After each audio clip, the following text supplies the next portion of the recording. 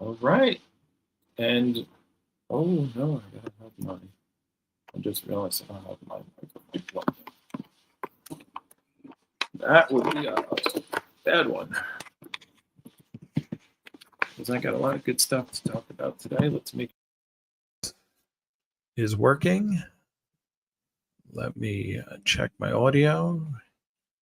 Yes, okay, we're in the right. We have the right mic going. Check 1 2. Check 1 2. All right, here we go. And welcome to another episode 7. I was just thinking, like, episode 7. That's almost like 2 months.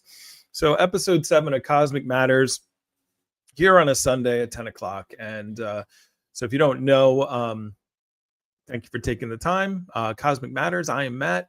I do this every the game of life. Yes, Marcus. So today we're going to but wait, just to introduce the podcast here. So Cosmic Matters, we do this every Sunday, 10 to like 11:30, 10 to 12, depends on how things are going.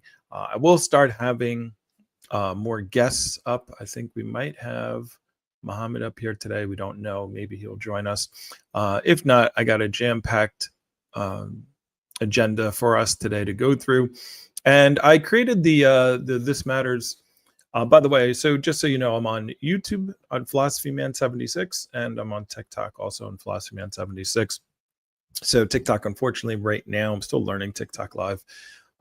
You can't see the videos that I'm going to play, but I think I'm figuring it out with Studio. So by next week, should be able to put them up on TikTok Live as well. But you can always watch me on.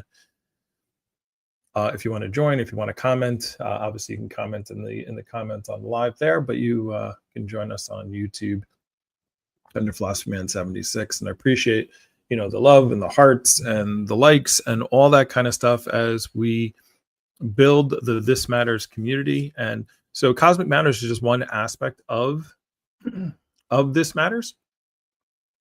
So I'm going to be moving into, this is just a one podcast that we do. I'm going to be doing 4 a week.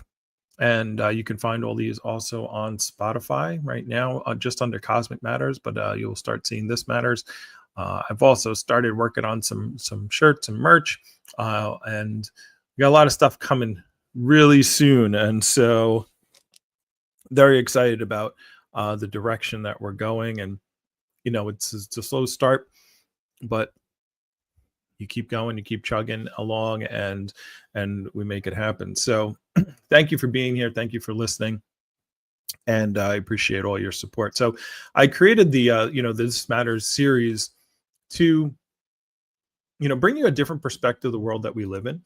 And by doing so, I hope to, entertain your brain a little bit by having you contemplate something that you may not spend a lot of time thinking about in your normal day. It's funny. Yesterday, I was driving somewhere, and I started talking about my the podcast and what I do here every Sunday. And it's like, wow, I didn't really think anybody really cared about that stuff. And I'm like, I don't know if anybody really does, but I do, and I like talking about it, and some people do.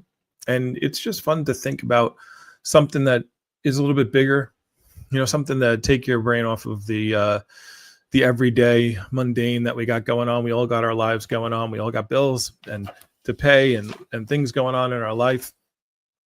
And that is something that we got to deal with. But, what I try to do here for a little bit on a Sunday is take you out of that bubble, put you in another bubble, think about things on a bigger scale.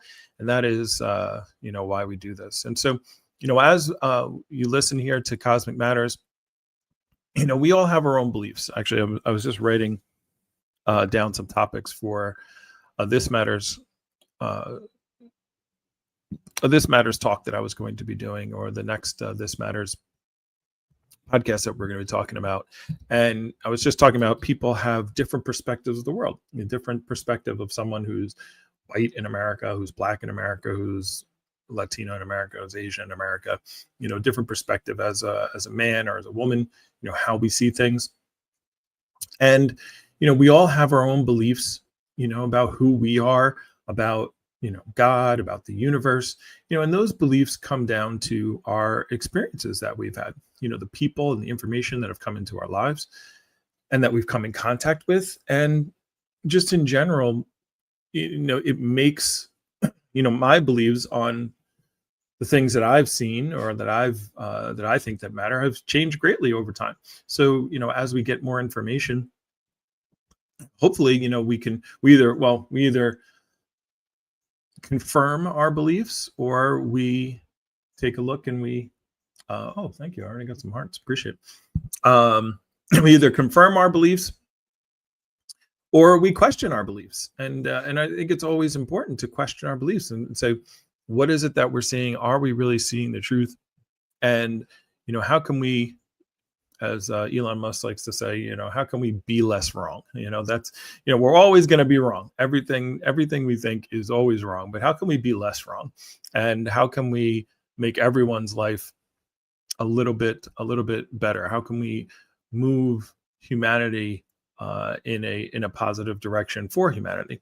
So, and by thinking of things on a larger scale, it gives you more empathy for other people, for other beings, and that is really an aspect of what we try to do here. And the objective of this podcast and why I decided to do it is not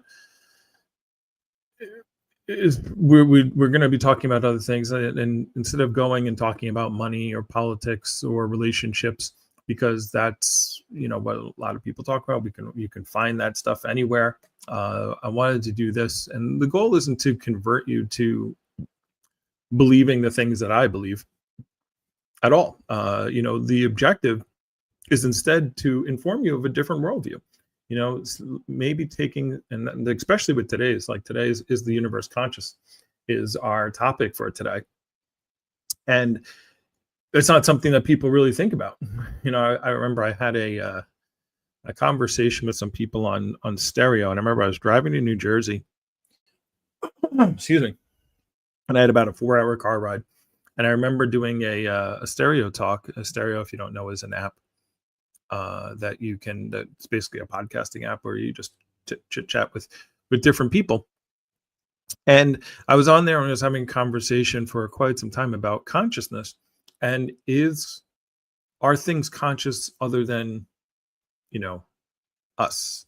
And then it obviously went to, well, of course, animals we think are conscious, and then we get to, well, are singles, do you need a brain to be conscious? Like, we're going to get into this a little bit more, but we had this long conversation. I remember so much, and I've done hundreds of stereo talks like during COVID, and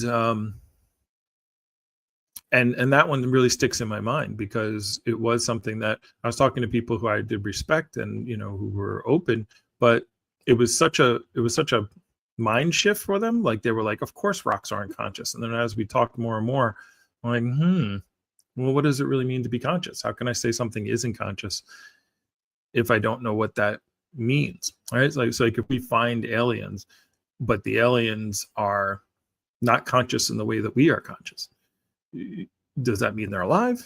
Does that mean that they're, like, how would we view that? Like, why is our view of consciousness so important or so different? What even is that? Like, what does even to be conscious mean? Right? So we don't even have a working definition of this, of these things that we say that we think are so important. So again, today's goal is not to really convert you to believing in the things that I'm going to be sharing, but just to know that another worldview exists, right? And so what I ask people to do is take your beliefs, take the things that you believe, and put them aside for a little bit. I always say, treat this podcast as if you're going into a play or into a movie where what's going on stage isn't real, but the more you suspend your belief and you just take it in and just accept, just say, okay, for a little while, I'm going to accept, that Star Wars is happening or Marvel is happening or, Lilo and Stitch is happening, whatever it is you're watching, that these characters are real. And the more, and I'm not going to sit around and try to pick it apart, but I'm just going to listen to the story and hopefully be entertained by the story. And that is, what we look to do here today, give you a different perspective, a different view, and entertain, as I say, and every time is entertain your brain a little bit and maybe give you something intriguing to think about and discuss at another time. with some of your friends. So yeah, so my dream is to be a full-time creator. I actually officially quit my job on Friday, and yesterday spent the whole day just saying, okay, here we go. Like we're really on this path. And so really was organizing yesterday. I got myself a nice big old, you can't see it because of the background thingy, but got myself a big old 5-subject notebook. I got all the different topics we're going to be talking about. I started working on my Spotify store. I made my first shirt. It will be up soon. So, and the shirt's pretty cool. I think I got a saying. It says, we don't got to, but we get to have an attitude of gratitude. Right. So, but I'm not going to talk about that right now. But made my first shirt. I'm working on the store. I'm still trying to figure that out. And I have like a Patreon, but I still got to figure that out. And I got a lot of stuff to figure out. I'm an old guy here. I'm trying to figure all the technology and all the ways to get this done. But here's what I do know. You got to be consistent. And that's why I'm consistently here 7 weeks in a row on Sundays doing this podcast, because I love talking about these topics. I love some of the comments and building. I have some strong followers already, and I love you guys. And yeah, so that is, so right now, by the way, leave comments, leave a like, leave a post. I respond if you go into my videos. I'm going to be starting to post videos every day on different topics. And please, I respond to every single message that you guys send me. So that's that. So let's, all that being said, I think that's all the promoting that I have to do for today, but let's dive into our topic. And so I have 3 things I'm going to be showing today, 3 videos. And the concept of if you haven't been here to the Cosmic Matters podcast before, one of the things I try to do, try not to clear my throat too much. Definitely got to get some gas, so I got to talk so much and lose my voice. And I guess I'm putting my water so far away. Anyway, so one of the concepts a theme that we've been going through in the last 4 or 5 episodes is the idea of the universe. This whole thing is not me and the universe as separate entities, as we're the same entity. You are what the whole universe is doing at the place that we call here and now, right? In this time, in this space. But all the atoms that are in these stars are the same atoms that are within you, the same molecules, the same things. You're breathing in, you're breathing out. You are not some entity of the universe. You are the universe in this form. And we talk a lot about the whirlpool in the river, and how the whirlpool is not a thing, and how there are no things. There are no individual things. Like there are no nouns. We call ourselves what we are with our egos, but that's just to help us navigate the world, right? And I talked about this in our last podcast, last week, where we talked about, our definitions. When we try to break up the world, we try to break things into specific bodies. When we can do it on a vague basis, but we can never do it on a specific. The more specific we get, the more our definitions don't make sense, right? On simple things. So for, I use the same example all the time, come up with some new ones, but this thing, what do we call this? A hand, right? And we have fingers and we have a wrist, right? So those definitions, when I say those words, make those sounds, it makes sense to you, right? So I understand what a hand is. I understand what a finger is. I understand what the wrist is. But if I said, where does the finger turn into the hand? Where does the hand turn into the wrist? Where does that happen? At what spot? Oh, you're going to say it like right here? Okay, well, so what if I went right there? Is that the hand or the wrist? Well, that's your wrist. Okay, so if I went right here, that's not the wrist. I couldn't call that your wrist. What about here? Oh, well, this is definitely your wrist. Oh, well, how come that's not part of my forearm? So my hand, if I said this is my hand, like where's the line? Where's the specific line, right? And this line of doesn't exist. There is no spot where your hand turns into your wrist. There is no day when, you know, a infant turns into a toddler. There is no specific line. There are no lines, right? These words that we use to describe the universe is just to help us, and they're representations of the universe, but they are not the universe. The universe is one free flowing thing, you know, just like the whirlpool in the river. If I said I want to bring this whirlpool to somebody, and I took a cup of water and I tried to scoop the whirlpool out of the river, it wouldn't make sense. And if I went to someone else and I said, look, I got a whirlpool in this cup, you would look at me like, what the hell are you talking about? Like, you know, you say you got a cup of water. Say no, it's a whirl. I took there was a river and there was a little swirly whirlpool, and I picked it up and I have it. He's like, no, you didn't. In order for a whirlpool to exist, it's a form, right? It has to be in the river. It has to be moving in a certain way for that thing. But what is that thing? It is nothing. There's no thing. It's just the shape and the form that the river is taking at that moment. And henceforth, this is what you and I are. We are just the shapes and forms that the universe is taking at this moment. Air is coming in, air is going out. You know, the molecules. I'm sweating a little bit. You know, my skin, you know, flakes off all the time. There's supposedly mites and stuff on my face that are eating things, and so you're constantly interacting with your environment. You're just a part of it, and so that's the overall concept that we like to talk about here is not separating ourselves from the universe, and understanding that us looking at the universe is us looking at ourselves, right? And so I was thinking about the concept of death, right? And when we talk about dying, usually there's two, because when we think about dying, we think about the death of our consciousness, right? Not the death of our body. Like, our body goes, and then we see the consciousness thing go, right? Because we will even say that somebody might be like, when someone's asleep, we don't think they're dead, right? Even though they're not consciously doing things. All right. So it's got to be a complete ending of, and even there we have trouble. Like, when is someone actually dead? When does that line actually occur? Just like we have the same problem with when is someone actually alive. This is why we have the pro-choice and the pro-abortion and anti-abortion people. I hate the pro-choice. I hate those phraseology, pro-choice and pro-life. So these lines that we try to create to help us understand things aren't real.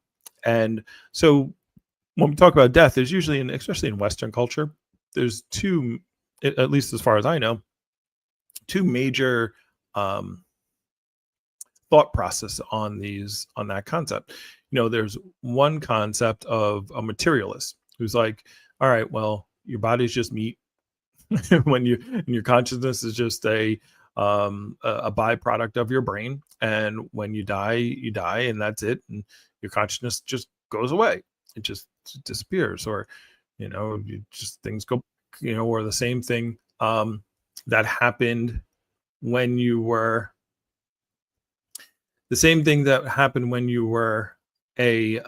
before you were born is what happens after you die, right? So that's one concept, actually. So I have one of my guests just joined us. I see he's walking or doing something. I'm gonna bring him up and see. This is Muhammad, one of my my long-term time co-hosts of these things, and I see he's a little busy, but let's bring him up and see if he wants to chat about this concept that we're talking about here today. You there, Muhammad? Can you hear me? As soon as I brought you up, you paused. I don't know what happened, but you froze up. There he is. All right. Oh, there he is. He's moving again. Oh, and you're muted. Oh, there we go. Unmute. Oh yeah, I had muted myself for a second. How's it going? Not bad. I'm talking about death and dying. Oh, that's So okay.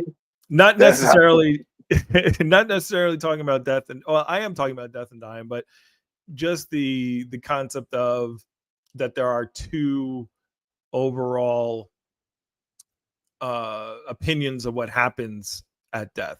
One being the materialist one, where it's like, okay, I just go into, I'm just a body, I'm a meat, and my consciousness is just a offshoot of our brains. And when the brain dies, the consciousness goes away, and it just we turn. And by the way, this is a feeling that I had for quite some time. That we go back to the same place that we were before we were born. It's just nothingness, right? So but I think people have the concept of nothingness as like being trapped in like blackness, like darkness for forever, right? And that's kind of like a scary thought, right? And that's and people don't want to have that thought, so they create a better thought, which is like which is the other worldview. But go ahead, what were you saying? I love. I think young Sheldon, they did it best. He came in, he said, zero doesn't exist, and they were talking about like there is no such thing as nothing, and so the concept of nothing being eternal darkness is something. Being able to perceive is something. Being able to hear is something. Nothing would the lack of something, so there if you think that there's just going to be nothingness, then it's just the lack of somethingness. Like it's just that's a weird concept. Well, so Alan did a thing about this that I liked, and like first of all, like nothing and something come together like everything else. Like you can't have like the front of something without the back of something, and the concept of nothing can't exist unless there is something. And without going, because I'm trying to avoid the tangents here of when I start talking about Alan Watts, but the concept of when he talked about nothing, he's like we have an experience of what it feels like to of nothingness, to experience nothingness. And he's like think of the time when you go to sleep and you have no dreams and 8 hours passes and you just wake up, right? and he's like so you had there was no in the darkness, you didn't understand the passage of time. And he says, well, what if the waking up never happened? if the waking up never happened, like what would that feel like? What would that be if you go to sleep and because we wake up again and we go, oh, it's morning now. But if you didn't dream, and we've all had that, where you don't have a dream and just time passes and it's like no time passed. And so that would be the closest example I could probably give of quote unquote nothingness to your perceptions. But then is that really a bad thing?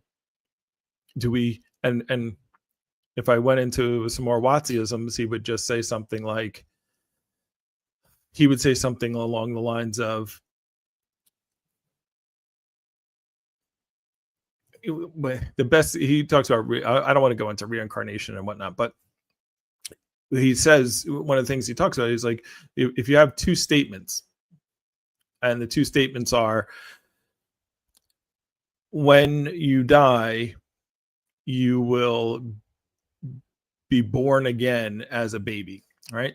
He's like, so that's one statement. He's like, the second statement is, when you die, a baby will be born, right?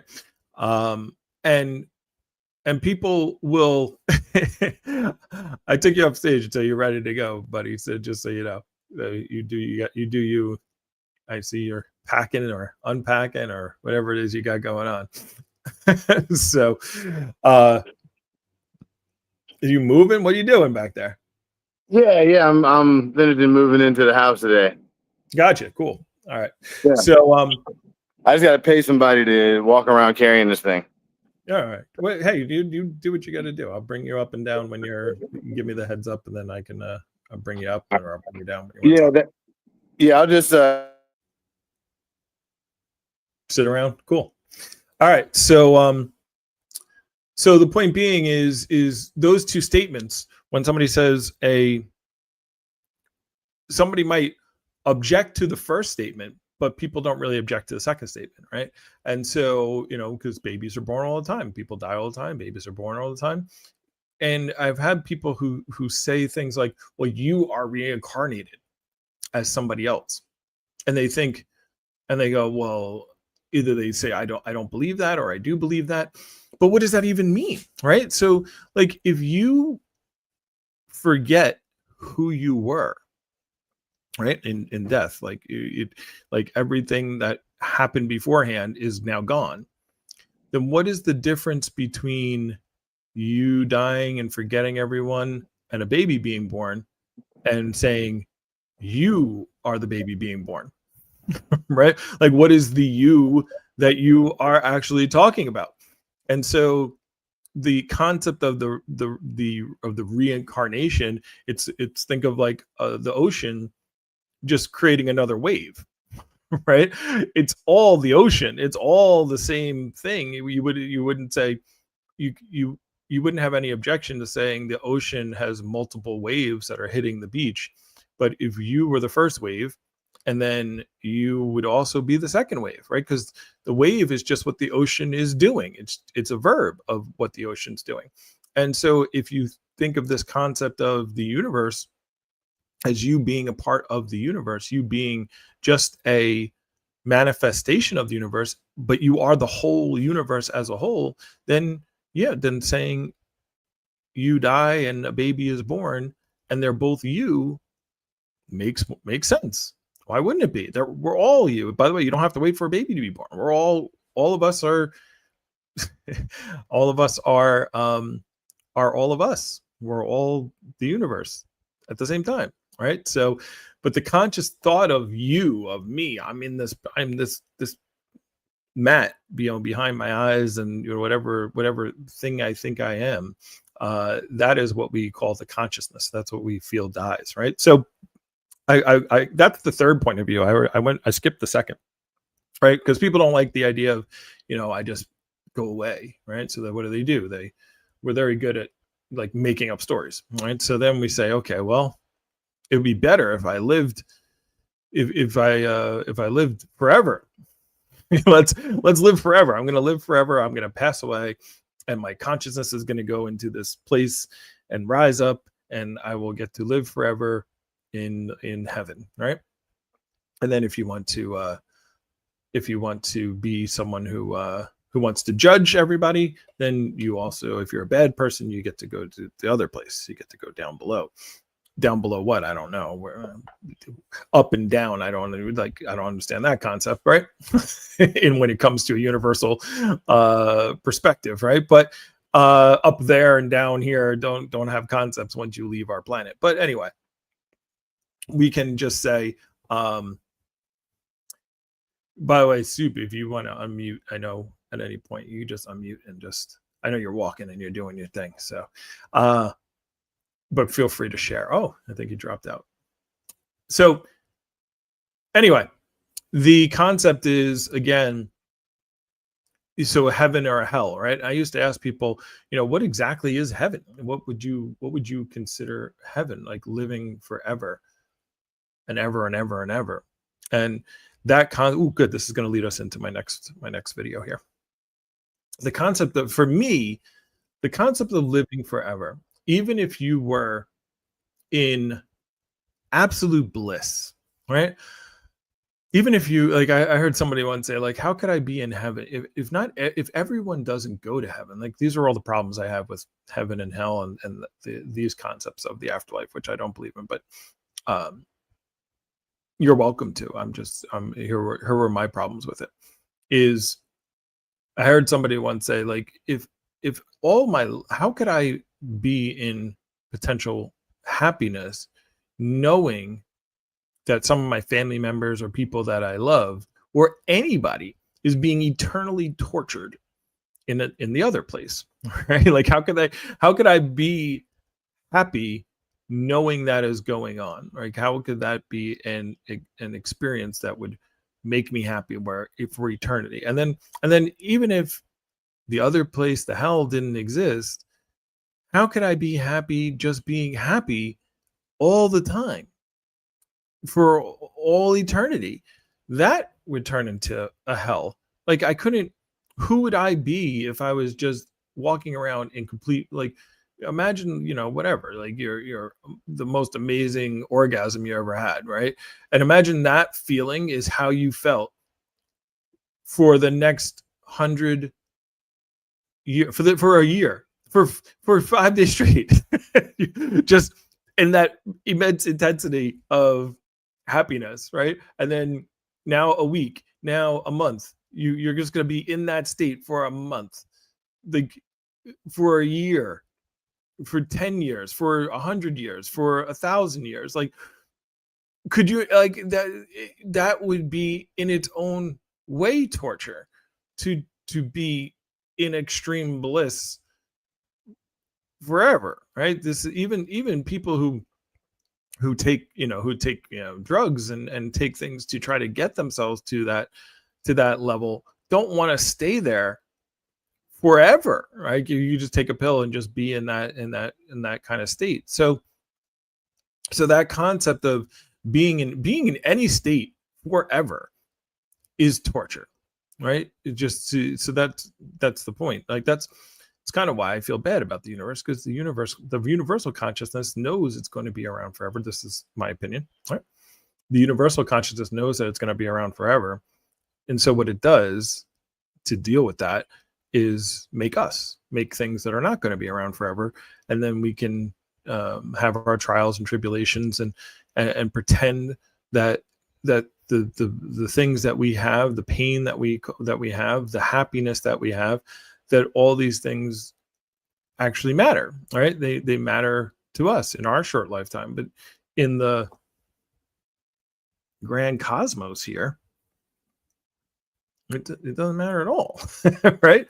But it doesn't matter at all, but it does. Like that's what I'm trying to convey, is that it matters to you, right? This is why I've called this cosmic matters, right?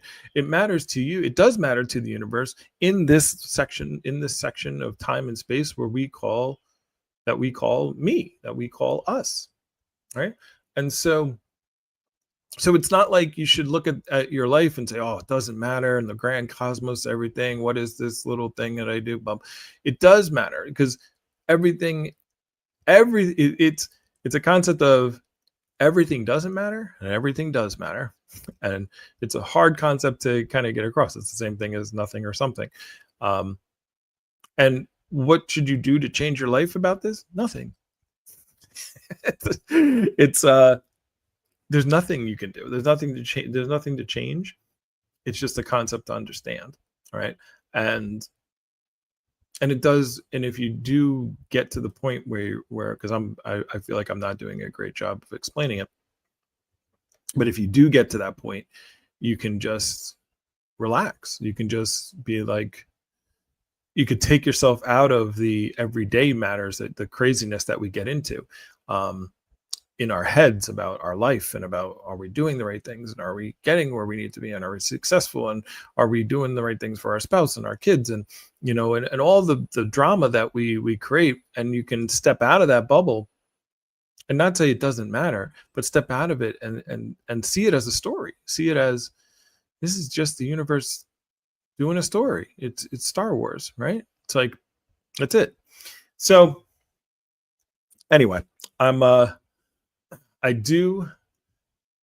want to go too much into that, because I'm already gone longer than I wanted to talk about that concept. But actually, yes. So let's talk about, and actually, I hope I see you there. I wanted to play this video, but I see you're driving, so maybe I'll hold off because I want you to see it. Actually, you know what? I'm gonna play it anyway.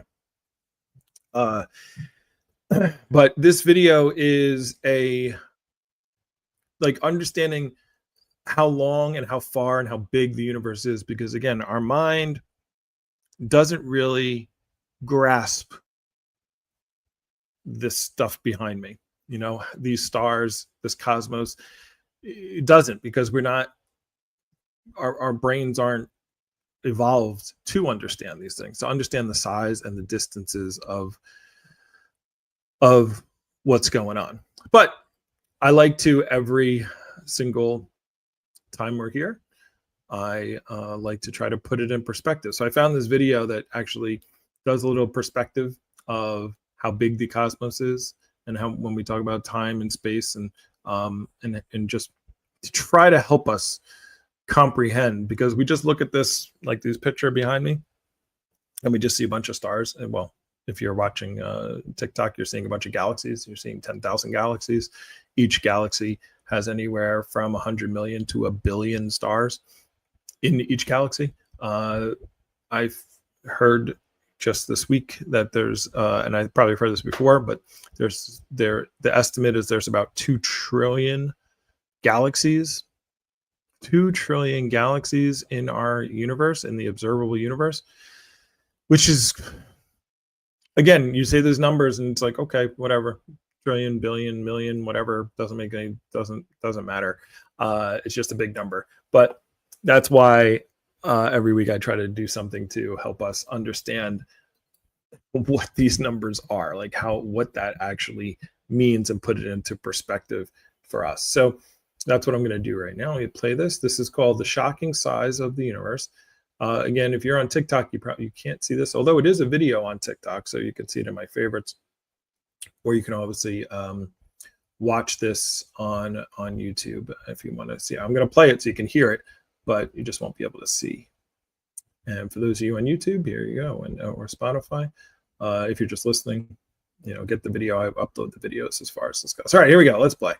Let me explain the enormity of the universe in a way you've never heard before. Look at this deep sky image. Every dot isn't a star, it's a galaxy. Astronomers estimate there are about 2 trillion galaxies in the observable universe. Telescopic images like this and social media animations often make it seem like you can just hop from one galaxy to another. But that misrepresents how truly enormous galaxies and the universe really are. Let's focus on Andromeda, our nearest galactic neighbor. Hey, really quick, actually. Hey, Soup, just wanted to know, can you actually hear the video when I was just playing it? I know you're muted still, by the way, buddy. All right. Yeah, he went away. He didn't want to answer. Hopefully you guys can hear the video. I know TikTok can, because I'm playing it loud on my speakers. All right. Oh. Soup, can you hear me? Can you hear me? Yeah, I can hear it. I can hear it. You could hear the video? Yeah, I can hear it playing. Yeah. Thanks, brother. All right. I'll put you down while you're still grabbing. I'm going to go back a little bit. All right, let's go.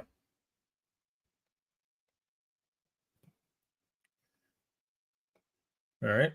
Now it won't play because I messed around with it too much. Play. Oh, man. All right, let's try again. Remove. For some reason, I played around too much and messed it up. Video file. Let's bring it back up. Bring it back up.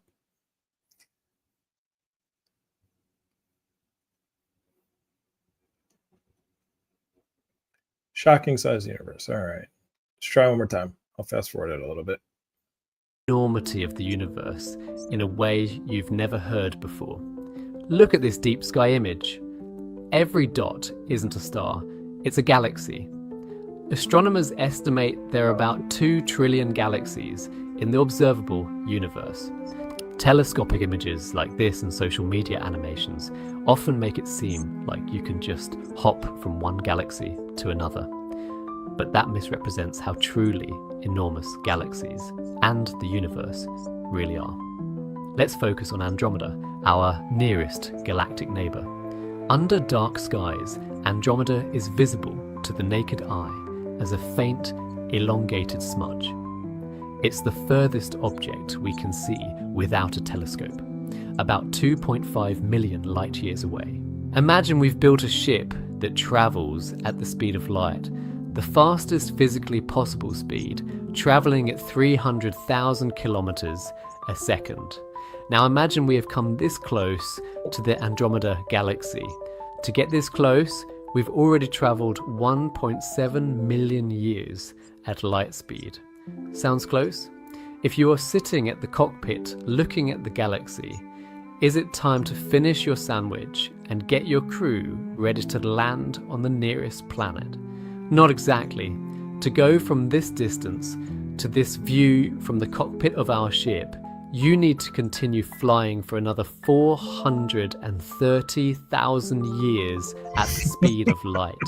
And even then, it takes another 300,000 years just to reach the rim of the galaxy, and another 100,000 years to finally reach its center. And that's just one galaxy. If you are not exhausted yet, after 2.5 million years of traveling to Andromeda, and you wish to now travel to the second nearest galaxy, Triangulum, you need to keep going for another 3 million years. In other words, it would take you 5.5 million years at the speed of light to visit 2 galaxies. And remember, there are 2 trillion more out there.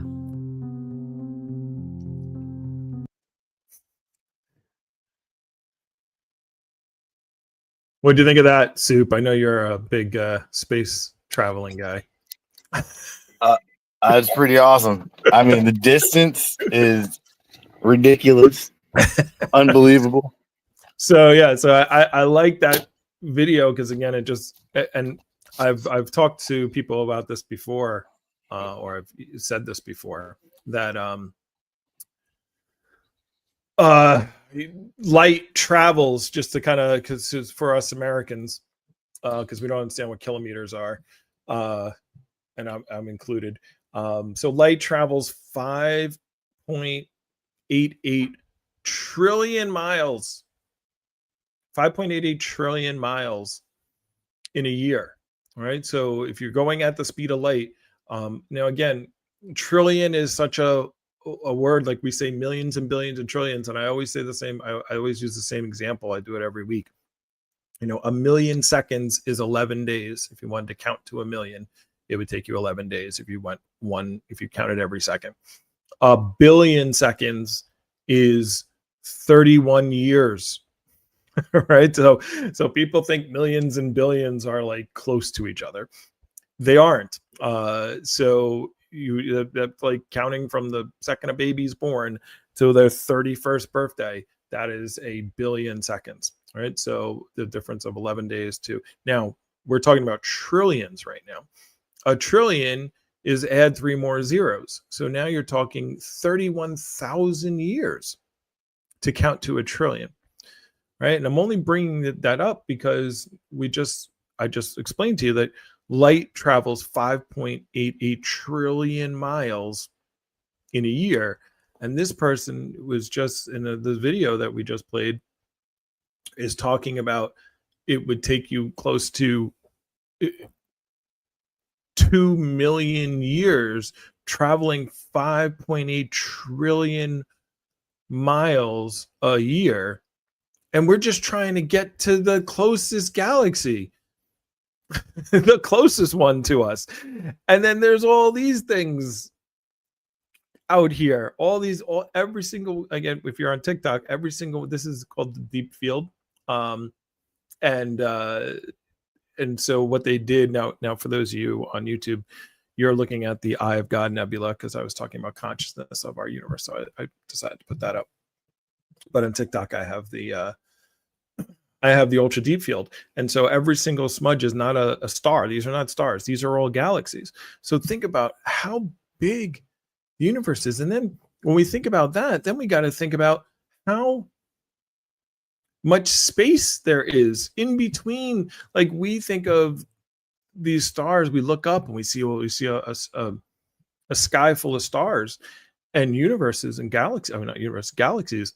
And to think about how much space is between them is just so unfathomable, not unfathomable, right? I want to make sure I use the right words, that it dwarfs our brain. It breaks our brain. So when I'm talking about things like eternity and, being happy forever, just imagine being happy, being in an orgasmic state of bliss, and you're just going to go to, let's say you were just traveling to Andromeda, and you're talking about traveling at the speed of light for 200, excuse me, what was it?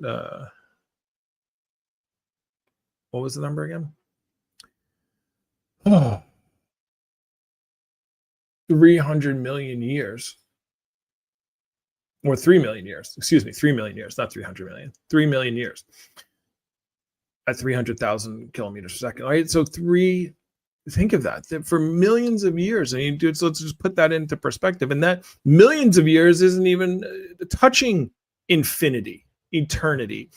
And so that's the concept here. So this is why when people say things, I'm like, we aren't being specific. We're not thinking about what we're actually really talking about, because to be tortured for eternity, like to just say the word eternity does not put into perspective what that actually means. And to be happy and blissful for eternity also, it would be torture. Anything that goes for eternity is, in our minds, incalculable, right? Like we're not really thinking and putting in perspective what we're talking. It's like when we talk about fingers and hands and who am I and all that stuff. Like we're being vague. We're not really getting into specifics. Because if we got into specifics, we would question what the heck it is we're talking about. So,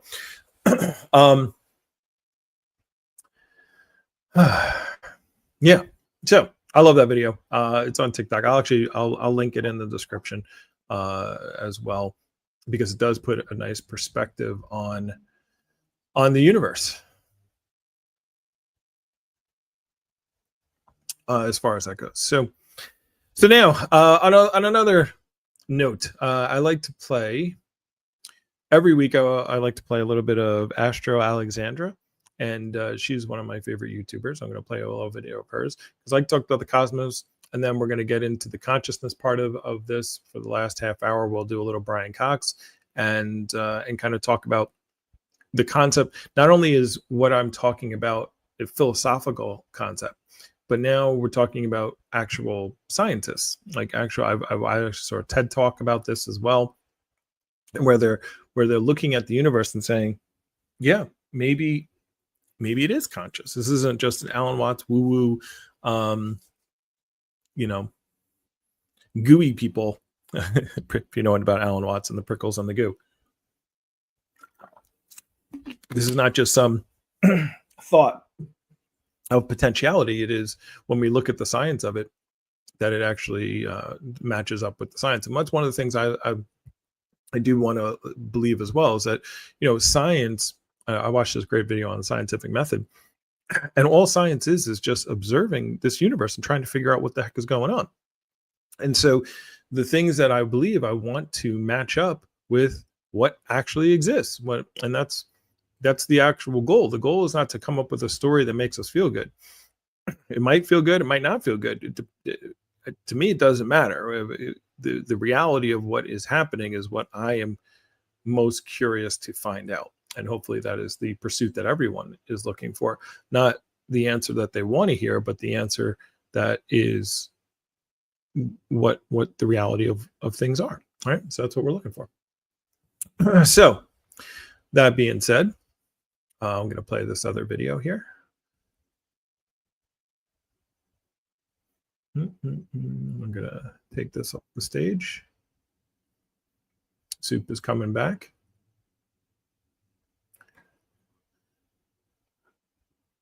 Oh, whoops. I don't know what happened. All right, let me remove this. Add. There it is. Oh, there he is. All right. So Oh, did you have? And I finished up my thoughts about that video, but 2 trillion galaxies, Um, 3 million years at the speed of light to get to the closest one that we can actually see.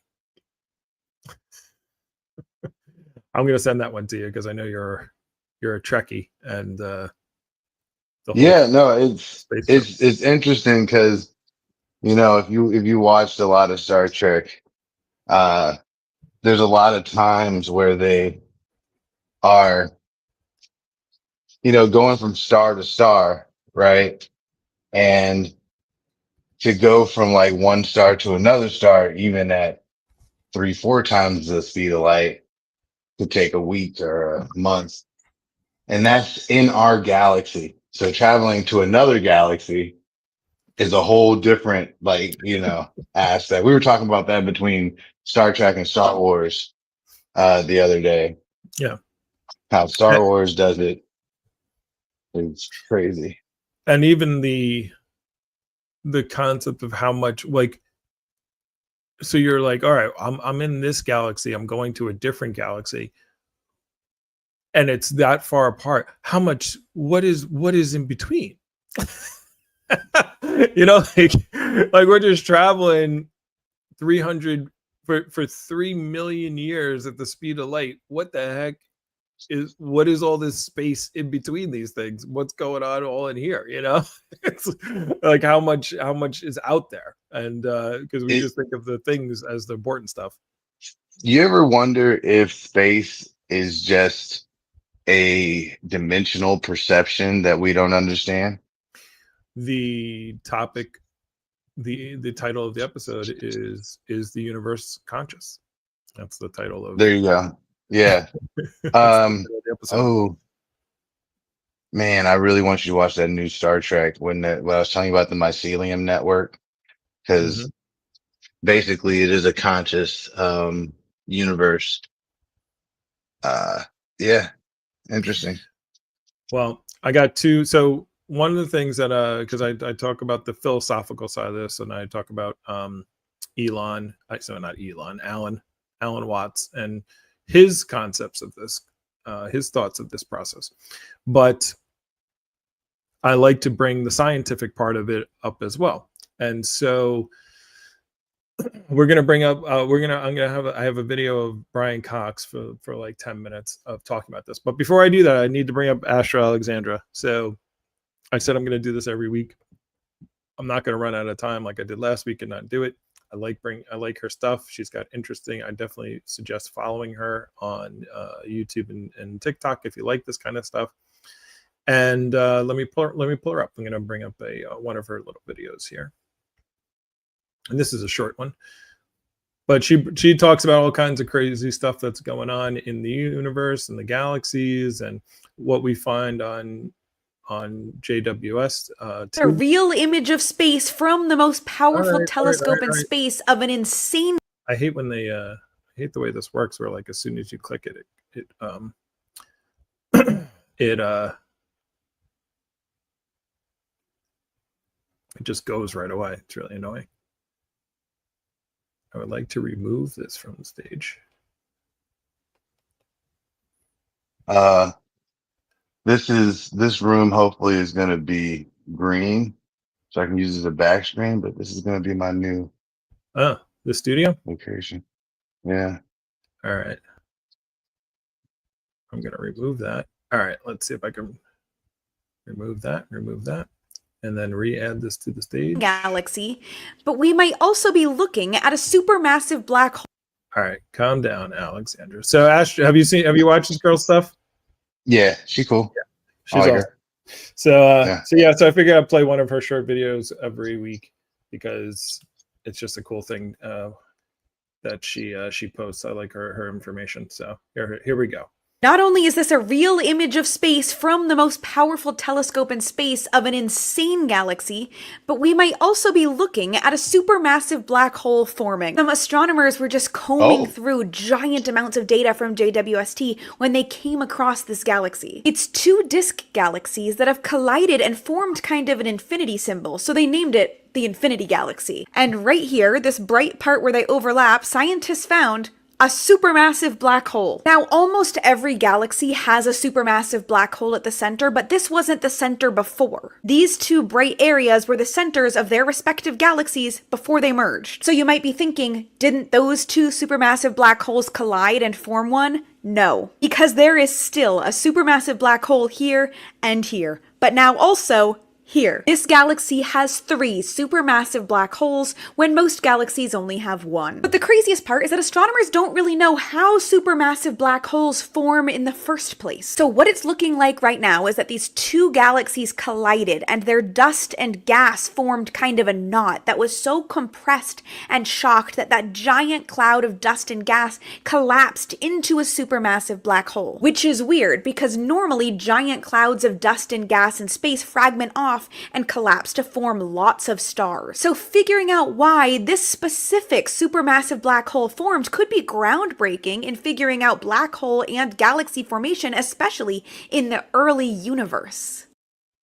Not only is this a real image of... All right. So we know we talk about the black. I love talking about the black holes. So that was definitely an interesting one. So, all right. Thank you, Astro. Is it Astro Alexandra?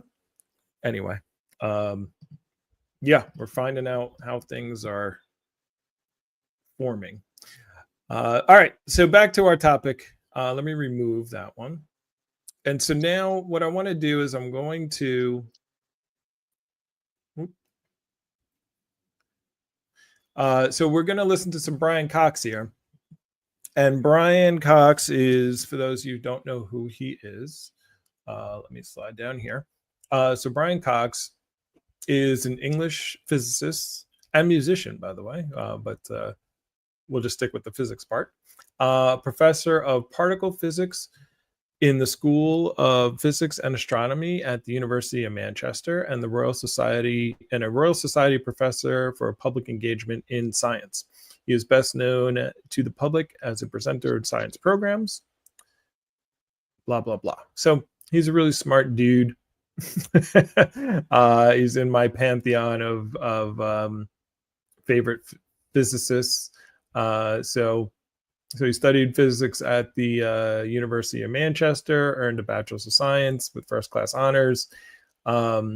He completed a Doctor of Philosophy degree in high-energy particle physics at the University of Manchester, and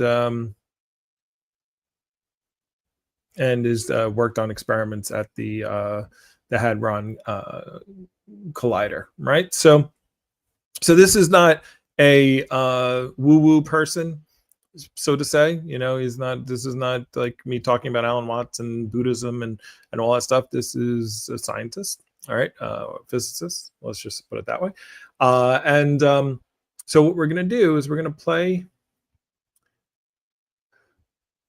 what I found, which was a video of his talking about the universe being conscious, and I'm going to interrupt it as it's playing, just to kind of chime in a little bit. And Soup, I hear you in the background, so if you want to chime in or pause it, just let me know. Gotcha. And we'll stop it when we need to. All right, let me find it. Is the cosmos aware? And I love this because it's literally, now I don't know, maybe it's just under a night sky where billions of really stars scatter across. It starts like that. I got to figure out how to stop that. But I don't know if it's just my algorithm that's sending me stuff to confirm my biasness, but it's like the more I look into these concepts, the more I find not just Alan Watts videos, but more and more different sides. I saw a TED talk on this. I found another woman who was talking about this concept, who is a physicist, and what they're looking at as far as the cosmos being conscious, which is kind of cool. So here we go. We'll play this for a little bit and we'll react to it.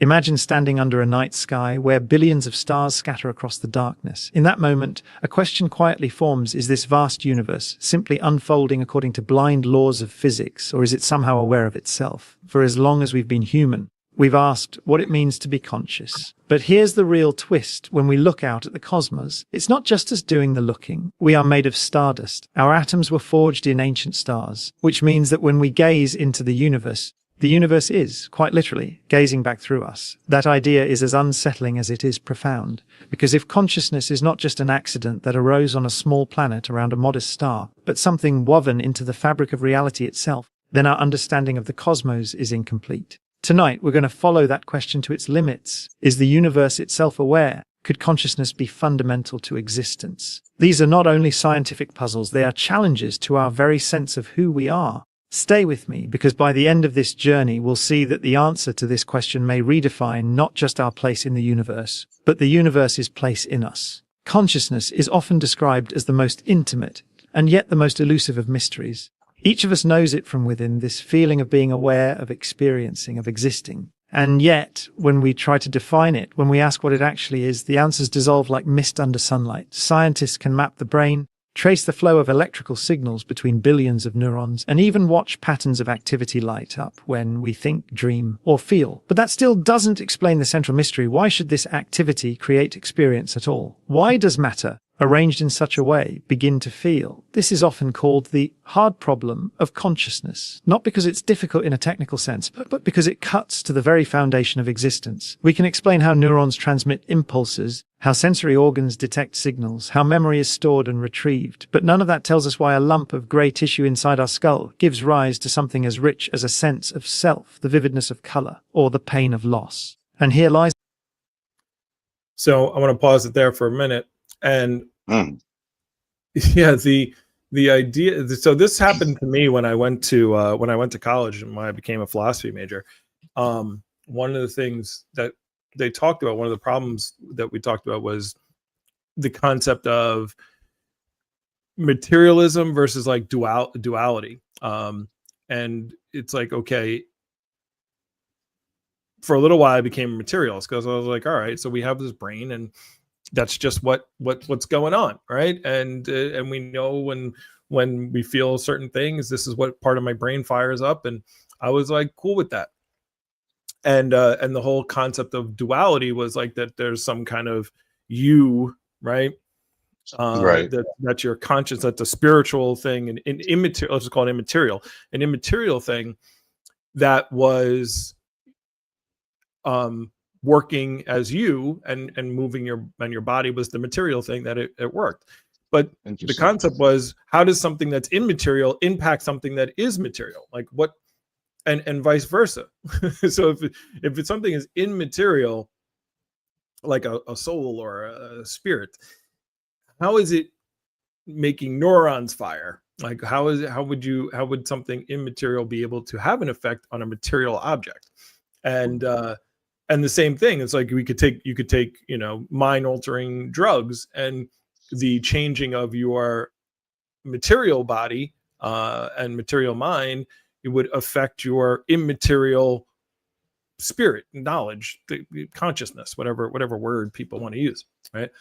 Soul, right? So I love when people say these words, by the way. I always just like, so what are you talking about? Oh, it's your spirit. Okay, well, is the spirit and the soul the same thing? What about consciousness? What about your mind? Are these all just different words for the same thing, or are these all different entities in the vocabulary of the words that you're using? Until we're able to possibly find a tool to measure. But if we don't have a tool to measure, like all science, we have to go with the best measurable options. Well, the point being is what we're trying to, the concept is duality. Is there a spirit, immaterial, let's just call it immaterial thing, an immaterial thing and a material thing that are coexisting? And if so, how do those things interact with each other? Hello. Hey, I got two of my I got Renee and Maya Geo on here. Thank you. Some of my new super fans. I love those guys. They come on every morning. So see the comments there. So how do those two things, so if that's what you think is going on, which a lot of people do believe, that I'm a spirit and I have a body, and then I'm a spirit and a consciousness or a mind or okay, so how do these two things interact? Why can I think move my hand, and that thought that's immaterial causes my hand to move, which is material. What is the mechanism that those two things are doing? So if you say, well, there's no compute there, it doesn't make sense, we're going to throw that out, and you go to, okay, well, let's just have materialism, right? So that was where I went. And I was like, all right, well, so there is no spirit thing. It's just your mind is making up something. Your brain is just creating this concept of Right. you, right? But the problem Yeah, then it's just a computer, and your consciousness is just the screen, the output from the external inputs coming in, and there's nothing but an on and off switch. right. Okay, so let's take that analogy that you just said. So it's like, so what a screen is, right? If you go with your analogy, Right. what's showing on the screen is literally just bits of light, different colors, right, of light. But what we're seeing is an image. Like I'm looking at my face right now, right? So it's like, well, so it's just light, but where does this image come from? And the same thing with materialism. That was the problem with materialism. It's like, well, yes, we understand that the brain, when you feel pain, it's just C fibers. This part of your brain is lighting up, and if you pinch yourself or you prick your finger, all of a sudden that lights up, and we know that's the material things going on. But that's not. I don't feel C fibers firing in I feel pain. Well, what is that? Right? What is that concept? What is the love concept, or the concept of seeing a mountain, or feeling Chocolate. anything, right? What? Chocolate? Is that what you said? So Yes. so the idea is that if you're just material, the material doesn't explain what these emotions, feelings, thoughts, what these things are. Like, and where and what, just looking at the hardware doesn't explain the picture on the screen. In other words, right? If I was just looking at the microchips and the firing of that, it doesn't explain the image that I get, that's a thing that I'm seeing. I'm not seeing points of light. I'm seeing a picture of myself, right? So both are wrong. Basically, and that's what the whole point of me pausing the video is just to kind of point that out. It's like, this is what we're trying to figure out. Like, if it's not all material, and it's not this duality of two things of just going through the motions and interacting with each other, because how would that happen? That's what he's kind of alluding to. Like, that's the hard problem that people that have been trying to figure out, that we've been trying to figure out philosophically for a very long time. And so this concept of the universe all being conscious is kind of almost the answer to this. So, all right, let's continue on with this video. The first step into the question of whether the cosmos is aware of itself. Because if consciousness can emerge from mere matter, then perhaps we need to re-examine matter itself. Perhaps the ability to experience is not an accidental byproduct of evolution, but a potential written into the universe from the very beginning. Think of it this way: the atoms that make up your body were born in the hearts of ancient stars. Hydrogen fused into helium, then into heavier elements like carbon, oxygen, iron, the building blocks of life. Over billions of years, those atoms drifted through space, gathered into planets, and on at least one world, combined into structures capable of asking questions. The mystery is not just that we are alive, but that we are aware of being alive. And in that awareness, the universe itself acquires the ability to reflect. It is no longer just matter in motion. It is matter contemplating its own existence. But before we rush too far, we must pause on the puzzle itself. Why does consciousness exist at all? One line of thought suggests that consciousness is an illusion, a trick played by the brain to integrate information and generate behavior. Yet even if that were true, the illusion itself is still experienced, and an experienced illusion is no illusion at all. Another suggestion is that consciousness is an emergent property, like liquidity in water. No single molecule of HNO is wet, but when enough of them gather, wetness appears. In the same way, no single neuron is conscious, but when billions connect, awareness somehow arises. But the leap from firing neurons to the taste of chocolate or the color red remains unexplained. Emergence describes the appearance of complexity, but not the existence of subjective experience. This has led some thinkers to wonder if we are asking the wrong question. Maybe consciousness is not something that arises only when conditions are just right, but something fundamental like space, time, and energy. If that were true, then the universe does not produce consciousness by accident. It carries it as a basic ingredient. In this view, when we talk about awareness, we are touching a property that runs deeper than biology, perhaps even deeper than physics as we currently understand it. And this is where the cosmos enters the story. Because if consciousness is fundamental, then perhaps the universe is not entirely blind. Maybe the universe in some profound way is aware of itself, not in the human sense, not with thoughts, memories, or language, but in some form we cannot yet articulate. Our awareness could then be a local flowering of a universal potential, like a wave rising from the ocean. I love that he's using literally the same analogies that Alan Watts is using, right? So you have someone who's coming from this from oh, by the way, Lady Boss is on TikTok. She says hello. Oh, nice. Hey. So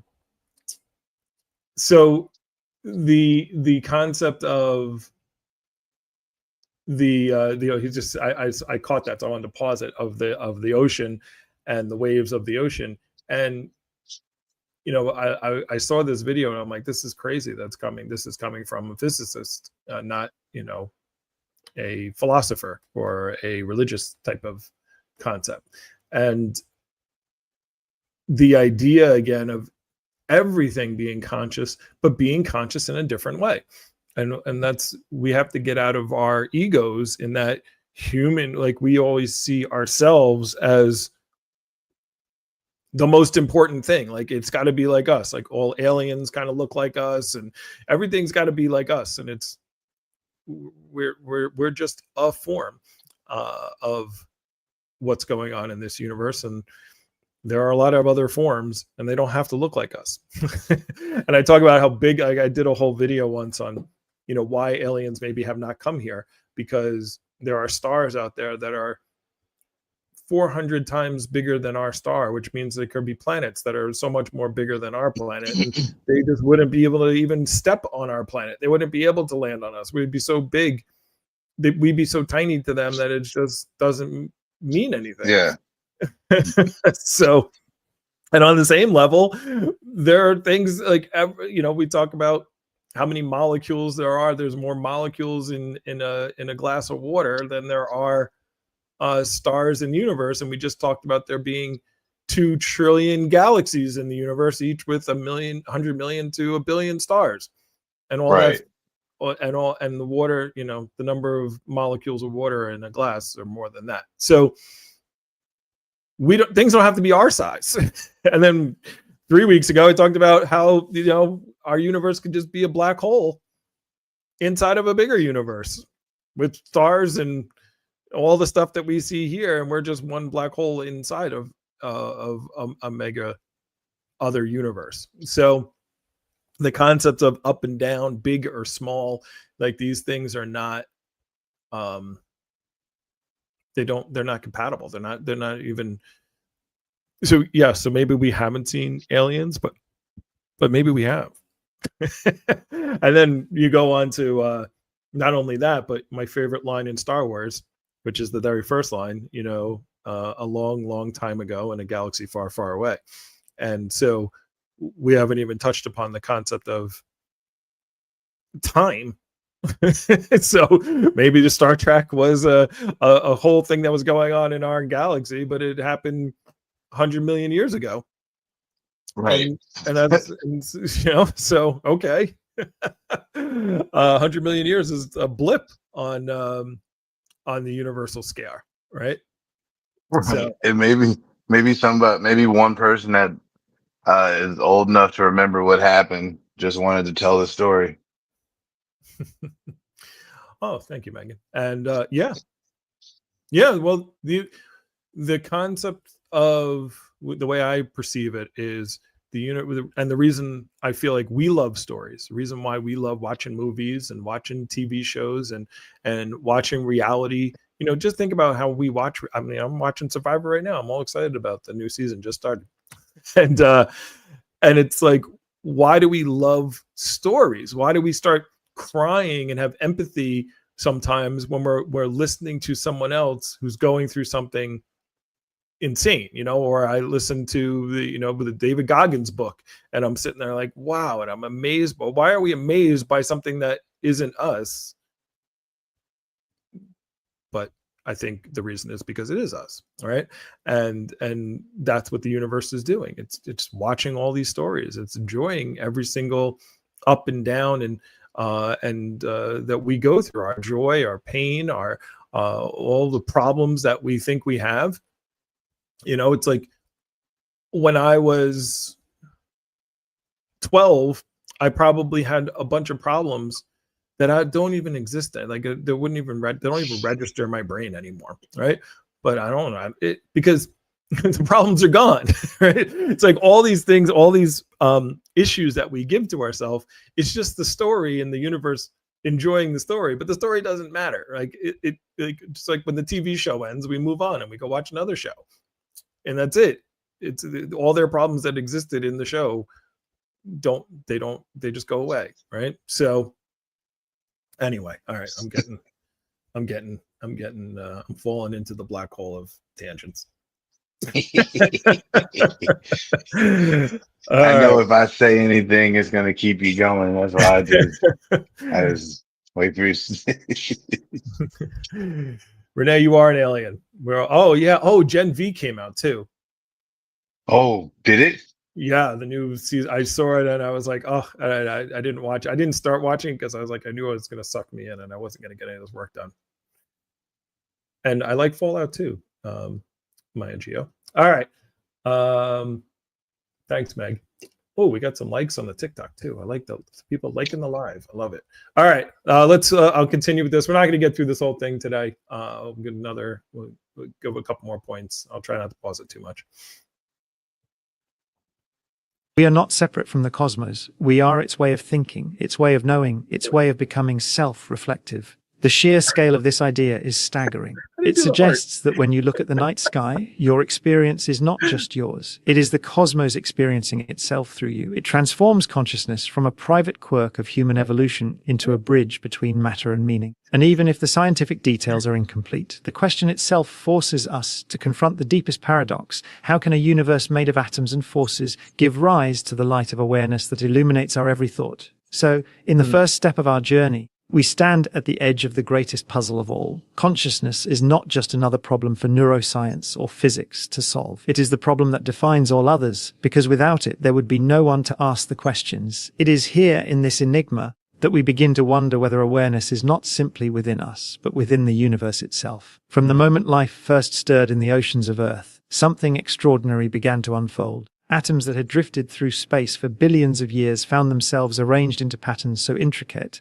that they could maintain order against the chaos of the universe. These patterns were alive, and over vast stretches of time, life evolved from simple self-replicating molecules into the richness of creatures we see today. But perhaps the most remarkable development of all was not just the emergence of life, but the emergence of awareness, the ability of matter to know itself, however faintly, through experience. It is easy to forget how astonishing this journey is. Carbon, oxygen, nitrogen, hydrogen, none of these elements are alive. They are blind, obedient to the laws of physics. Yet, when they arrange themselves in just the right way, they begin to see. Eyes evolved to capture photons that have traveled across space. Ears evolved to sense pressure waves moving through air. And within brains, vast networks of neurons emerged that could interpret these signals, build memories, imagine futures, and even wonder about their own origins. Out of lifeless matter came a spark of inner life. The leap is so profound that it almost feels like magic.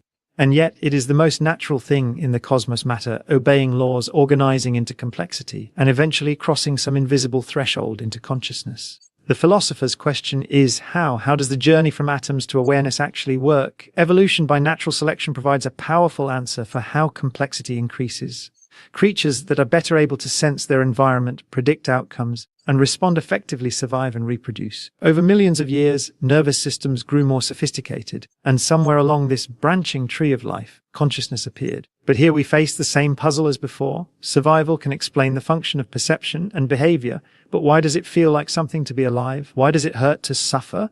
or feel joyful to experience beauty. If mere electrical impulses could have done the job of driving behavior without any subjective experience at all, what is remarkable is that this puzzle does not remain confined to biology. If the cosmos can give rise to awareness here on Earth, it raises the possibility that it can do so elsewhere. Life, and with it consciousness, might not be a rare accident, but the universe's natural way of exploring itself. The atoms inside you are not special. They are the same atoms scattered throughout galaxies. The only difference is the arrangement. So when we consider the possibility of other conscious beings across the stars, we are really asking whether the universe has generated other mirrors in which it can see itself reflected.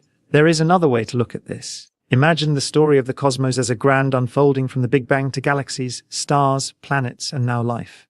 Along the way, matter has organized into ever more complex structures, each one unlocking new possibilities. A star cannot wonder why it burns, but a human can. And in that moment, the chain of events that began with hydrogen in the early universe has culminated in reflection. When we ask, "What am I?" the question itself is a product of the cosmos. You are the universe questioning itself. This is not poetry. It is physics, biology. I wanted to pause there. This is not poetry, it is physics. I love that. So he just said so much so fast. And but I love the concept of, number one, we see these structures that we talk about when we talk about, like, you know, when you so wonderfully came on the podcast a couple of weeks ago and talked about the Great Attractor, right? And I love the Great Attractor.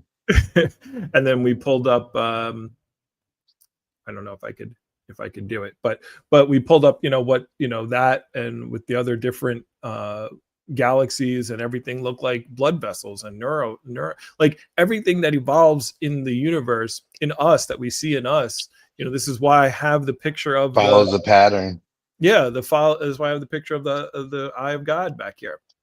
There's no different. Like the things that we see in us are the things that we see in the universe. So even without going, you know,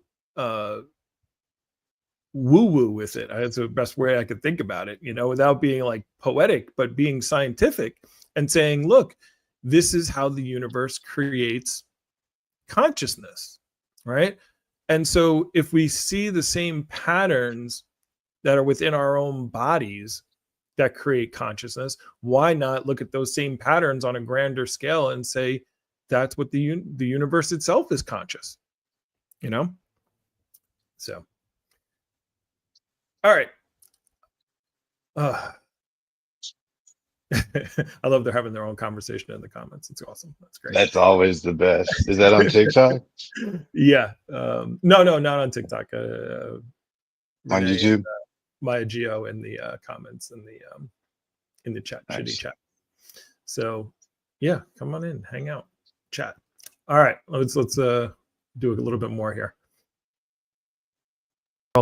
And philosophy converging into a single truth. The atoms that once drifted in silence now sing through the mind. Of course, not everyone agrees that consciousness is inevitable. Some argue that awareness is a fragile, perhaps even unlikely outcome. The universe is vast, and most of it is empty space or lifeless rock. But here on Earth, in the delicate balance of conditions that allowed life to flourish, awareness emerged. It might be rare, but rarity does not diminish significance. In fact, rarity enhances it. If consciousness is scarce, then each mind is even more precious, because it carries within it the only flame of awareness for light years in every direction. And yet, even if consciousness is rare in space, it is not rare in time. It is part of a continuous chain that stretches back through billions of years of evolution. We are the latest chapter in a story that began when the first simple organisms developed the ability to sense light or movement.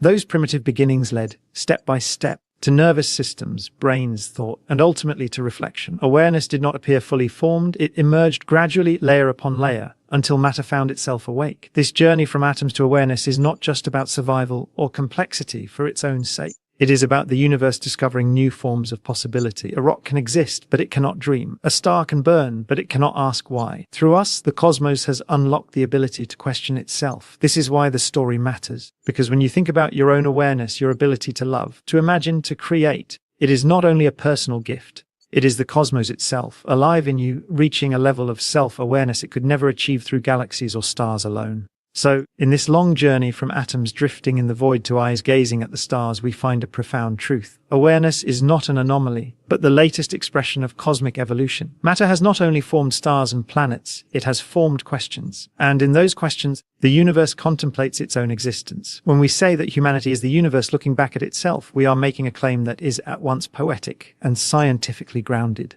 The particles that make up our bodies were born in the hearts of long, dead stars. Yes, I like the concept of it. So it's not, what did he just say? It is not just poetic, but it's scientific. And it's just very cool. And the merging of these two is why I believe this concept. It's why I'm so happy that I was able to find this worldview, because it closes, this gap of, I think I've said before that I feel like religion was just like the first science. It was just us trying to figure out what the heck is going on, right? It's like the thunderstorms. We didn't understand what that was, and lightning, and why there was famine, and why people got sick, and why people died. And so we had gods of all these things, right? The ocean, Poseidon, I don't understand it. And so, we created, we just tried to figure out and understand what was going on. And we're just the universe trying to understand itself.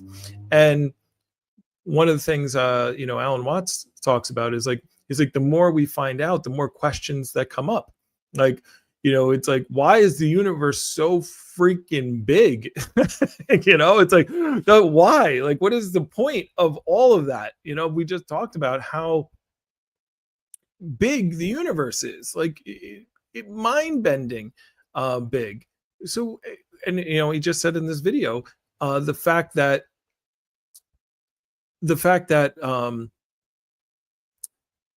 not only how big it is, but how long it's been around. But I just lost it when what he had said as far as the distances that are out there.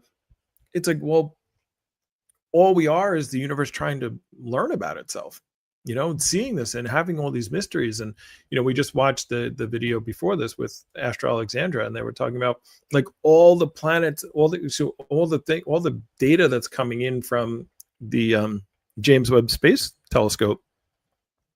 And it's like, you can just spend eternity looking at this stuff, like just trying to figure out all these problems that are out there. And maybe the interesting part, as AI is right on the cusp of coming around, because what AI is very good at doing is taking all this data. Wow. Okay. So I just had a very interesting thought. Taking all this data, because AI needs a lot of data, right? And we're about to get all of this immense data, right? From the universe that we're seeing. And maybe because we have AI that's going to be analyzing all this stuff much, much faster than our brains can, maybe that's why we're getting more data. Like we're getting better instruments to analyze the data. So then we need a lot more data. We need more questions. Even Elon, he says all the time, it's not about, and I think this is from The Hitchhiker's Guide to the Galaxy, it's not about coming up with the right answers. It's coming up with the right questions, right? And in that book, they say, what is the answer to everything? And the answer is 42, right? So, because it's not the right question. And maybe we need AI to ask the right question. But look at all this data that we're getting, that right at the cusp of AI that can actually answer all this. Yeah, the answer is 42, right? Exactly. All right, so we got a little bit more time. Let's play a little bit more, and then we'll wrap up for today. The carbon in our cells, the oxygen in our lungs, the iron in our blood, all forged in nuclear furnaces and scattered across the galaxy when stars exploded. Over billions of years, gravity gathered those elements together again, and eventually they became us. So when we stand beneath a night sky and feel awe at the immensity above, it is not something separate from us that we are observing. We are witnessing our own origin story written in light. Carl Sagan famously remarked that we are a way for the cosmos to know itself. The phrase has endured because it captures a simple but profound truth without beings capable of perception and thought. The universe would be silent and blind. Stars would burn, galaxies would spiral, and planets would orbit, but none of it would be seen, known, or felt. Through us, and perhaps through countless other forms of intelligence scattered across the galaxies, the cosmos becomes aware of its own grandeur. We are not intruders in the story of the universe. We are the story's most reflective chapter. The act of looking up at the night sky is, therefore, not just an act of observation. It is an act of recognition. The universe has produced within itself the capacity for awe, curiosity, and wonder. When a child first asks why the stars shine, or when a scientist spends a lifetime piecing together the mechanics of galaxies, those questions are not merely human. They are cosmic. They are the unfolding of the universe's own curiosity through us. This perspective transforms our place in the cosmos. We are not small, irrelevant creatures clinging to a rock in space. We are the means by which the universe wakes up, however briefly, to the beauty of its own existence. Consider what happens when we build a telescope and turn it to the skies. We are not only collecting data or extending the reach of our senses. We are, in a very real sense, allowing the universe to see deeper into itself. The light captured in those lenses has traveled for millions or even billions of years. It has crossed unimaginable distances, carrying with it the history of stars, galaxies, and cosmic events. And when that light finally strikes the human eye, or the sensor of a telescope, it becomes knowledge. The cosmos has not only unfolded in grandeur, it has become known. This idea. And what's wonderful about that concept, that thought, is that when we look at the night sky, when we're looking at all these galaxies and stars and everything that's out there, we are not even looking at today. We're looking into the past. We're seeing the story. Like when Alexandra just had up, we're looking at the that galaxy, the infinite galaxy. What a great name! The infinite galaxy forming a black hole, right? It's not that happened hundreds of millions of years ago for that light to get here. So the point being is, so we're watching the formation of something that probably already exists today. Right. And we're now looking at it and just finally seeing it, and the universe saying, hey, look, this is how we, like, why are there 2 trillion galaxies, and all of them are in different stages at different distances? And so we could see all this stuff, and we're actually watching the unfolding of the universe in the past. We're like looking into the past and saying, okay, well, what will it be today? By the time that light has gotten here, it doesn't even look like that anymore. But so we're literally getting to watch our past. We're literally taking, grandma's photo album and looking into, the past, which we love doing, right? I say this all the time about, we get very upset at the fact that today's generation, they're always they're taking pictures of everything, and everything's on Facebook and everything's on social media. And I always say, it would have been so cool. We say that these things are not great, but I just found a picture of my mom for like her high school prom, and I was like, it was so cool. I'm like, this is awesome. Like, this is what it was like in the 50s, 1950s, by the way. So and so it's going to be interesting. Like, I don't personally have kids myself, but if I did, I have so many videos and so much pictures and thoughts and ideas and concepts and things that I put down for people to see in the future, where like you're going to be able to look back, like the generations of our kids right now, like the kids that are Generation Alpha, Generation Gen Z, whenever the next 2 or 3 or 4 when those generations start turning 40 and 50 and 60 years old, their kids will be able to see so much more of what existed. I was just arguing with Soup about about who was better, LeBron James or Michael Jordan, right? And then we brought up the concept of Wilt Chamberlain, and the thing is, there's like no video of Wilt Chamberlain. Right, we could argue LeBron and Michael because there's so much video of Michael. Like, everything that he did, we could see. We could watch every single game if we wanted to, so we can compare them. But we can't compare it to like Wilt, right? And so that's the difference of, now. Don't get me started, Maya Gio. We're not because yeah, it was a fun argument. I wanted to make a channel just doing basketball stuff, but the point being is we are looking at bring it back to the cosmos. We're looking at the past. All the stuff that we're seeing here is hundreds of millions of years ago, all happening at the same, like that we're seeing today. We're getting to look at the universe becoming. It's pretty cool, right? That concept, that thought that just came. All right, it's 11:35. All right, we got one more clip. We're gonna do one more little section here, and then we'll wrap up for today and let people enjoy their Sundays. And hopefully you're enjoying your Sunday up to this point. I appreciate. Oh wow, I've never had 1,000 likes on my TikTok before. I appreciate it so much. Thank you. And I appreciate the people, Renee, Maya Gio, Mohammed. I appreciate every single one of you. Is both inspiring and humbling. It suggests that consciousness is not an incidental spark in an otherwise indifferent universe, but part of its very unfolding.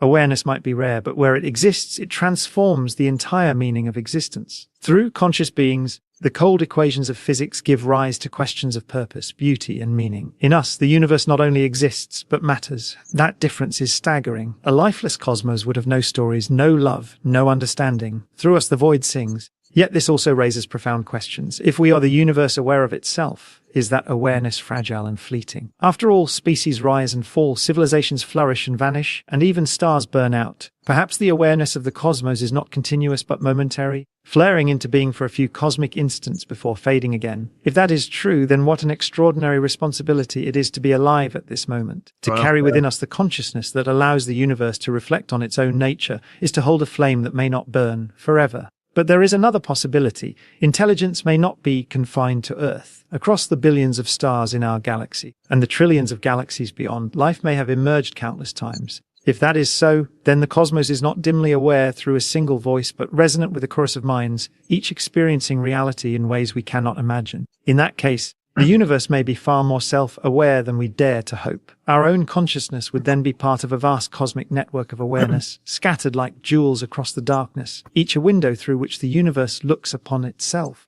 The fact that we cannot yet answer this question only deepens the mystery. Whether we are alone or one of many, the truth remains awareness transforms existence. All right. I had to pause because I just got a spaceman gift. I appreciate that so much. I see Soup has entered the TikTok. Thank you. And thank you, Megan, for the gifts. So, woof. Yeah. It makes me feel, the thing I like about talking about this stuff, if you then take this broad understanding of the universe, if you accept this view of the cosmos, like when people talk to me about God, they use the word God, I change that into the universe, because, and it's funny because when I hear people talking about God, they say things, I hear phrases like God is within us and God is all around us and we are part of God, right? And I'm like, because the word God has such a connotation to it, I go back and forth between trying to fight that person and like not fight them, but but to be like, what are you talking about? Because the connotation of God is like a person or an entity like us, which is kind of interesting because an entity like us is the universe, but a judging type of consciousness. And when I think of God, I just think of the universe, and then I think of us as the same. And so it's just different language to make the same point. But most people don't understand the worldview that I have, so therefore I'm considered almost like an atheist, even though I just use the word universe, and pretty much it's the same concept, right? It's just a little different. It's just a little, and I feel like this concept is all encompassing. It's encompassing of all these other concepts of God, right? And so, yeah, I would have said that as well, Renee. Oh, that's cool. I just saw your comments, Soup. Thanks. Ooh, I did something wrong. Something happened. Okay, there we go. Whew. I feel like every week this gets a little better. This conversation, this Cosmic Matters. Megan, I will be sending you invites this upcoming week.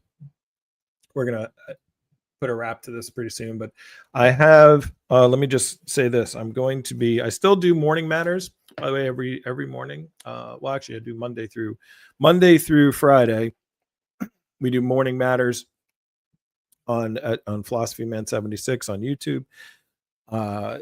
Geo and Maya, Renee and Maya Geo have been on that a lot. Let me trying to fumble around my notebook here, my big 5 subjector that I just got. But tomorrow, so from starting tomorrow, I'm going to be doing some more of the This Matters podcast. Actually, let me show you my new logo.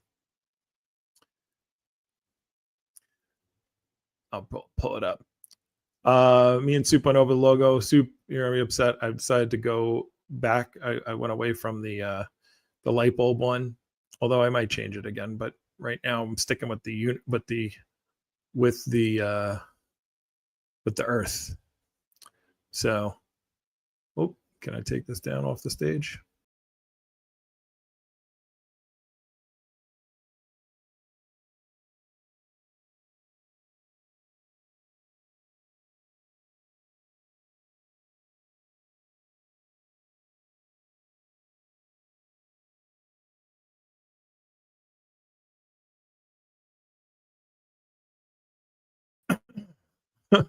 All right, something happened. I think I hit the wrong button and I eliminated my entire stream. But let's see. So anyway, so Monday, Wednesday, and Friday, Monday and Wednesday nights at 9 p.m. I'll be doing This Matters, which we're going to be talking more about. Not like cosmic matters. We're going to be talking more earthly matters, more about humanity, about how we. There's the logo for now.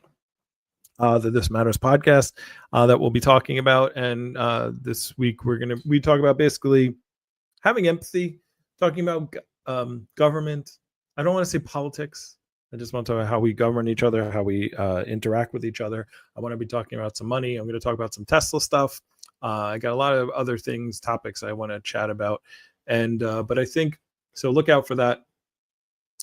I'll be doing that on Monday, Wednesday, 9 p.m. Eastern Standard Time, and then on Friday at 7 p.m.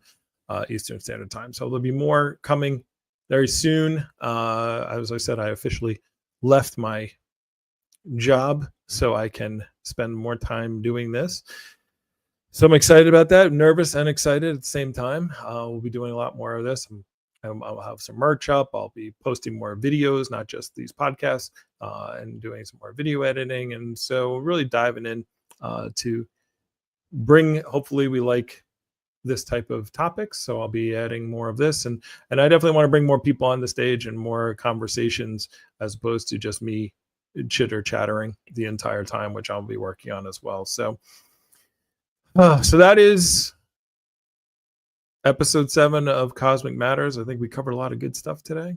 I enjoyed it. We had a lot of guests. Thank you for those of you in the chats who participated. I greatly appreciate it. I don't know how I'm going to deal with this when this gets big in 6 months from now and there's, we have a lot more fans. I don't know how to interact with everyone, but I do want to say to everyone, I appreciate the gifts, the likes, the comments, and even if you just hung out for a couple minutes and said, "Oh, who's this guy?"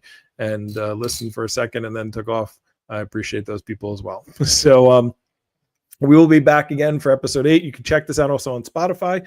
I do uploaded us on Spotify, so this will be episode 7 called the Universal Consciousness. And for another great Sunday, thanks you all for being here, and remember the Cosmic Matters, and I will see you all soon.